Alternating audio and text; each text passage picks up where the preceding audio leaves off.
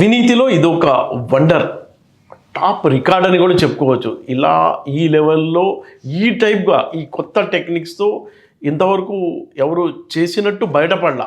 ఇప్పుడే బయటపడింది ఇలాంటి సంఘటన.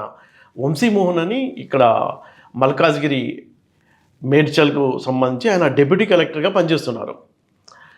ఆయనపై నిఘా పెట్టిన ఏసీబీ అధికారులు నిన్నటి నుంచి అంటే శుక్రవారం నుంచి దాడులు చేస్తూనే ఉన్నారు. ఈరోజు కూడా కొనసాగుతూనే ఉన్నాయి ఏసీబీ దాడులు.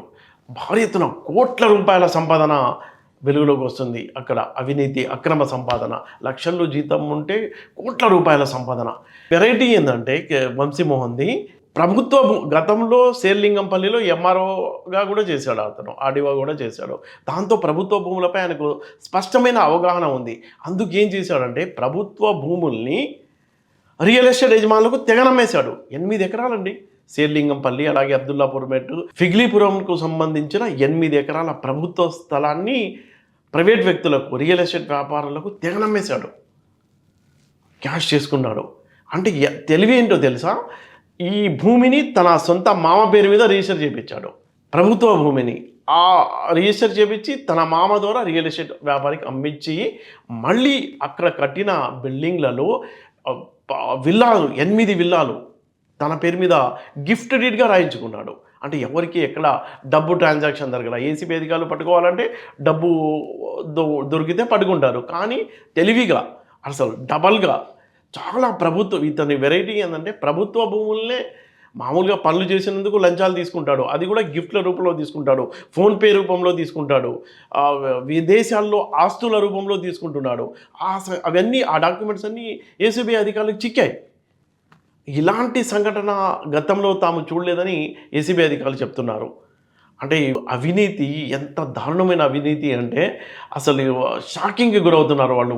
తవ్విన కొద్దీ పెద్ద అనకుండా అన్నమాట, తవ్విన కొద్దీ కోట్ల రూపాయల, ఇప్పటికే 100 కోట్ల ఆస్తి దాటిపోయిందట.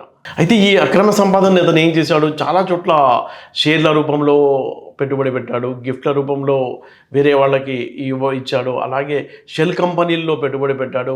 ఆ డాక్యుమెంట్స్ అన్నీ తీస్తున్నారు బయటికి ఏసీబీ అధికారులు. తెలంగాణ గత 12 ఏళ్ళుగా మనం చూసుకున్నట్లయితే తెలంగాణ ప్రత్యేక రాష్ట్రంగా ఏర్పడినప్పటి నుంచి చూస్తే ఈ అవినీతి కేసుల్లో అంటే ఏసీబీ దాడుల్లో పెద్ద పెద్ద అనకొండలు అధికారులు దొరకడం అనేది చాలా ఎక్కువగా కనిపిస్తుంది. గత 2 ఏళ్లలో 30కి పైగా కేసుల్లో 100 కోట్ల రూపాయలకు పైన ఆస్తుల విలువ, భారీ ఎత్తున బంగారం, షేర్లు, విదేశాల్లో ఉన్న ఆస్తులు ఇవన్నీ బయటపడుతున్నాయి. చిన్న ఉద్యోగి దగ్గర నుంచి పెద్ద ఉద్యోగి వరకు వాళ్ళ సంపాదన వేలల్లో, లక్షల్లో ఉన్న ఆస్తులు మాత్రం మినిమం 100 కోట్ల పైనే ఉంటున్నాయి.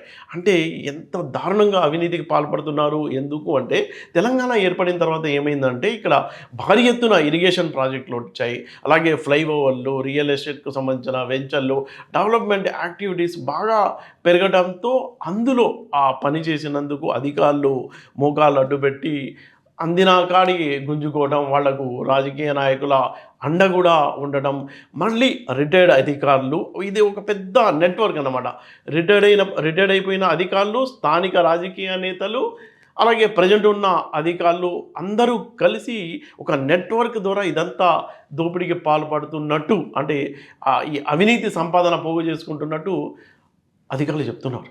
అయితే ఎక్కువగా మనం చూసుకున్నట్లయితే హైదరాబాద్ చుట్టూ ఈ ఓఆర్ఆర్ చుట్టూ భూముల విలువ భారీ ఎత్తున పెరిగిపోవడంతో అటుపక్కున్న అధికారులు, ముఖ్యంగా రెవెన్యూ, అలాగే రిజిస్ట్రేషన్ డిపార్ట్మెంటు, జలమండలి, వాటర్ వర్క్స్, ఇరిగేషన్, ఈ విద్యుత్ శాఖకు సంబంధించిన అధికారులు ఎక్కువగా అవినీతికి పాల్పడుతున్నట్టు తెలుస్తుంది. ఏసీబీ అధికారులు చిక్కుతున్నారు. మనం చూసాం హైదరాబాద్కు సంబంధించిన మెట్రో వాటర్ వర్క్స్ సంబంధించిన జిఎం కుమార్, సాధారణ ఎంప్లాయీ, జనరల్ మేనేజర్ అంటే ఆయన దగ్గర 100 కోట్లకు పైగా ఆస్తులు, నగదు, బంగారం, వ్యవసాయ భూములు, అలాగే విల్లాలు అన్నీ బయటపడ్డాయి.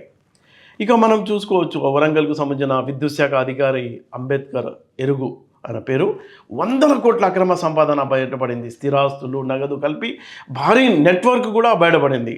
తీశారు వాళ్ళు ఏసీబీ అధికారులు. ఇక నిజామాబాద్ మున్సిపల్ అధికారి దాసరి నరేందర్కు సంబంధించి ఏసీబీ అధికారులు 6 కోట్ల రూపాయల ఆస్తులు సీజ్ చేశారు. 100 కోట్ల ఆస్తులు వచ్చాయి.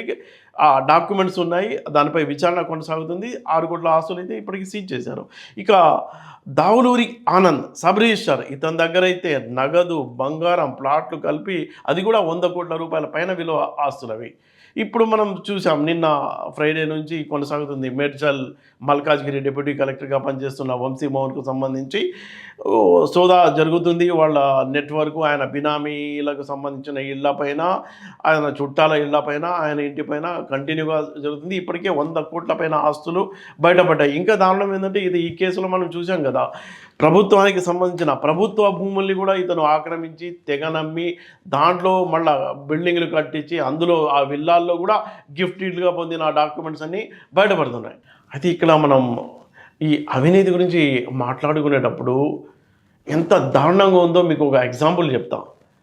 గతంలో అంటే 2019లో డేట్ చెప్తాను మీకు. నవంబర్ 4వ తేదీన హైదరాబాద్ శివారు అబ్దుల్లాపూర్ మెట్లో ఒక మహిళా ఎంఆర్ఓ, ఆమె పేరు సిహెచ్ విజయారెడ్డి, గౌరెల్లి గ్రామానికి సంబంధించిన ఒక రైతు, ఆయన భూమికి సంబంధించిన పత్రాలు, పాస్బుక్ సంబంధించిన దానిపై ఆమె లంచం డిమాండ్ చేయడం, అక్కడ చాలా అసహనానికి గురై ఆ రైతు ఏం చేశాడంటే, గౌరెల్లికి సంబంధించిన రైతు సురేష్ అతని పేరు, ఆమె కార్యాలయంపై దాడి చేసి పెట్రోల్ పోసి తగలబెట్టాడు.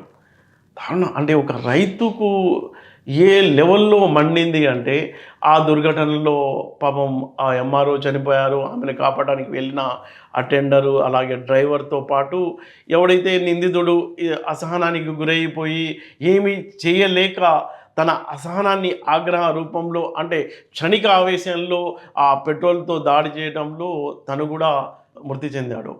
అలాంటి అంటే ఈ అవినీతికి సంబంధించి ఇది ఒక భయంకరమైన ఎగ్జాంపుల్గా మనం చెప్పుకోవచ్చు. ఇవి కంటిన్యూ జరుగుతూనే ఉన్నాయి. అలాగే కీసర మాజీ ఎంఆర్ఓ నాగరాజు, అతను 2020లో అనుకుంటా ఈ భారీ లంచం కేసులో అతను చెంచల్గూడ జైల్లో శిక్ష అనుభవిస్తూ ఆ టెన్షన్కి, అతను అయ్యే బదనాము, అతను ఏదైతే అవినీతికి పాల్పడ్డాడో ఆ కేసులన్నీ బయటకు రావడంతో గిల్టీగా ఫీల్ అయిపోయి వేరే వాళ్ళకి చెప్పుకోలేక తన అవినీతి, తను చేసిన చిల్లర పనులకు తానే చిరాకు పడి సూసైడ్ చేసుకున్నాడు.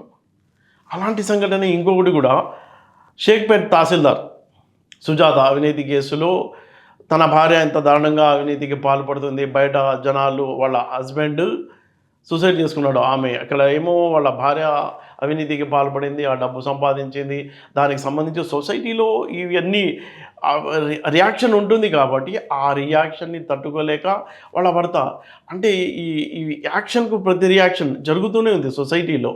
ఒక పక్కేమో అసలు దారుణంగా అవినీతి అంటే ఎంత ఇదిగా వాళ్ళు భయం లేదు, కంటిన్యూ చేస్తూనే ఉన్నారు. అంటే ఇది ఒక అసలు అవినీతి ఇప్పుడే జరుగుతుందా లేకపోతే ఇప్పుడు బయటపడుతుందా అర్థం కాని క్వశ్చన్ అది.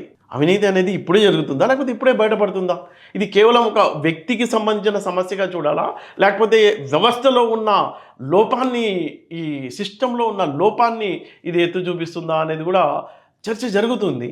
అయితే ఎందుకు ఇది రిపీట్ అవుతుంది అంటే, కంటిన్యూగా మెరుపు దాడులు ఏసీబీ అధికారులు చేస్తూనే ఉన్నారు, 100 కోట్ల అనకొండలు బయటకు వస్తూనే ఉన్నాయి. అంటే ఎందుకు ఆఫీసర్లకు భయం లేదా? వాళ్ళ వెనకాల ఉన్న సపోర్ట్ అంత గట్టిగా ఉందా? రాజకీయ నాయకుల సపోర్ట్, వాళ్ళ నెట్వర్క్, ఆఫీసర్లు ఎవరైతే కీలకమైన పదవుల్లో పనిచేసిన వాళ్ళు రిటైర్డ్ అయిన తర్వాత ఒక నెట్వర్క్గా ఏర్పడి మళ్ళీ ఈ చిల్లర వేషాలు, ఈ దోపిడీ దారుణమైన సంఘటన అన్నమాట. అసలు వాళ్ళకి నిజంగా ఎవరైతే ఈ వ్యవస్థలో ప్రక్షాళన జరగాలి అంటే అవినీతికి పాల్పడే వాళ్లకు త్వరలో అసలు వాళ్ళపై విచారణ అనేది త్వరలో ముగించేసి శిక్షలు ఖరారైతే భయపడి మళ్ళీ ఇంకొక ఆఫీసర్ అటువైపు వెళ్ళడు. కానీ ఇది ఎంత లెంతీ ప్రాసెస్ అవుతూనే ఉంటుంది. మళ్ళీ వాళ్ళు ఎవరో సపోర్ట్ చేస్తారు, మళ్ళీ వాడు బయటకు వస్తాడు, ఏమవుతుందిలే అన్న ఆ నిర్లక్ష్యమే ఇంకా వాళ్ళు తెగబడి అందిన కాడికి దోచుకుంటూనే ఉన్నారు. ఈ సిస్టమ్ ఇలాగే కొనసాగుతుంది. సామాన్య ప్రజలు అడుగుతున్నారు, ఈ అవినీతికి అంతం ఉండదా? ఎప్పటి వరకు ఇలా కొనసాగుతుంటుంది? మా జీవితాలు బాగుపడవా అని కాలమే దీనికి సమాధానం చెప్పాలి.